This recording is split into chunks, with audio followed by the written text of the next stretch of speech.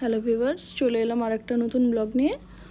তো আজকে আমরা এসেছিলাম মুরারই একটা ব্রাইডাল মেকআপের জন্য। অ্যাকচুয়ালি ব্রাইড আমাদের নলহাটির, বাট বিয়েটা মুরারইয়ের লজ থেকে হচ্ছিল, আর এটা কিন্তু একটা শীতকালের বিয়ে ছিল। তো আমরা চলে এসেছি এই লজটার মধ্যেই, আজকে বিয়ে হবে। একসঙ্গে দুই ভাইয়ের বিয়ে ছিল।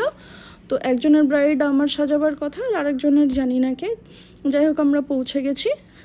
এবার রুমের মধ্যে চলে এসেছি। যে আমাদের মিষ্টি ব্রাইড নিশা, তো এ আমার পার্লারের দুটো বাড়ি পরে এর বাড়ি, খুবই মিষ্টি মেয়ে। তো এর আমরা মেকআপ দিচ্ছিলাম আর জিজ্ঞাসা করছিলাম কেমন লুক চাই। তো ও বলল যে দিদি তোমার যেরকম পছন্দ, তো সেই হিসাবে একটা লুক ডিজাইন করলাম।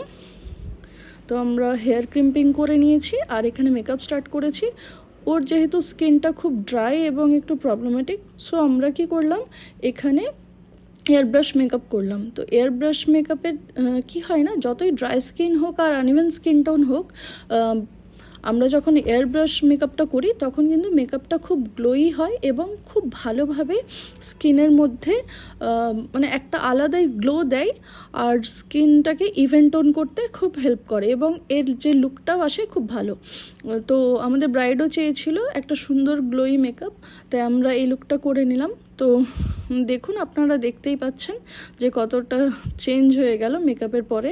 তো এখনও তো আমরা লিপস্টিক স্টার্ট করিনি, বেসটা আমরা কমপ্লিট করে নিয়েছি। এবার ল্যাশেস লাগিয়ে দিচ্ছি।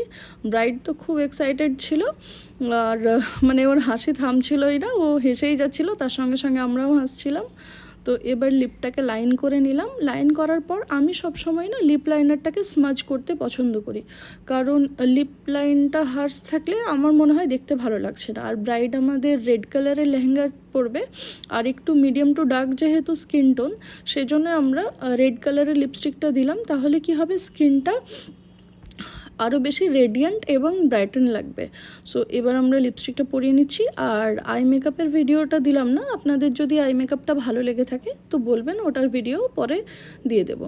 এবার আমাদের ফেস কমপ্লিট, আমরা হেয়ারে চলে গেলাম। ও যেহেতু বার্ন করবে, তাই আমরা আর মানে বেশি কিছু না করে খুব সিম্পলের উপরে আমরা বার্নটা করে নিচ্ছি। ব্যাক কমিং হয়ে গেছে আমাদের, আর জাস্ট একটা বিনুনি করে আমরা চুলটাকে গুটিয়ে নেবো, কারণ যখন আমরা ফ্লাওয়ার দিয়ে ঢেকেই দেবো পুরো চুলটা, তো শুধু শুধু ডিজাইন করার কোনো মানে হয় না।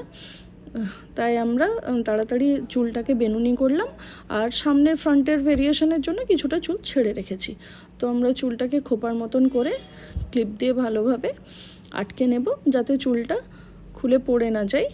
বা মানে যদি ব্রাইড ডান্স টান্স করে তখন চুল বা ফুল যদি খুলে পড়ে যায় তো খুব এম্বারেসিং একটা ব্যাপার হয়, সেই জন্য আমরা ভালো করে পিন আপ করে নিলাম।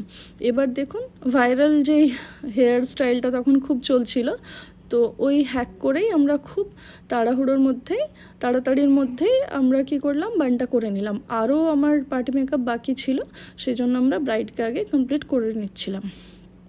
তো আমরা চুলে ফুলটাকে ভালোভাবে লাগিয়ে দিচ্ছি আর হেয়ারটাকে কমপ্লিট করে দেবো। ফ্রন্টটাও আমাদের কমপ্লিট হয়ে গেছে। এবার আস্তে আস্তে আরও যারা পার্টি মেকআপ করবে তারা সব চলে এসেছে। ব্রাইডকে কমপ্লিট করেই আমরা তাদের কাজটা করব। ওদের ভিডিও ক্লিপসটা নেওয়া হয়নি, খুব তাড়াহুড়ো ছিল। তো যাই হোক, আপনারা নলহাটি, চাত্রা, মুরারই বা রামপুরহাট বা এই সাইডে মল্লারপুর, সাঁইথিয়া পর্যন্ত আমি মেকআপ করি। অ্যাকচুয়ালি অল ওভার বীরভূমেও করি। আপনাদের যদি প্রয়োজন থাকে তো অবশ্যই কল করবেন। আর এই দেখুন, পুরো মেকআপ কমপ্লিট হওয়ার পর আমাদের ব্রাইডাল লুক। আপনাদের কেমন লাগলো অবশ্যই জানাবেন, আর আমাদের পাশে থাকবেন। চ্যানেলটাকে বেশি বেশি করে শেয়ার করবেন, আর লাইক, শেয়ার ও সাবস্ক্রাইব করবেন। Thank you.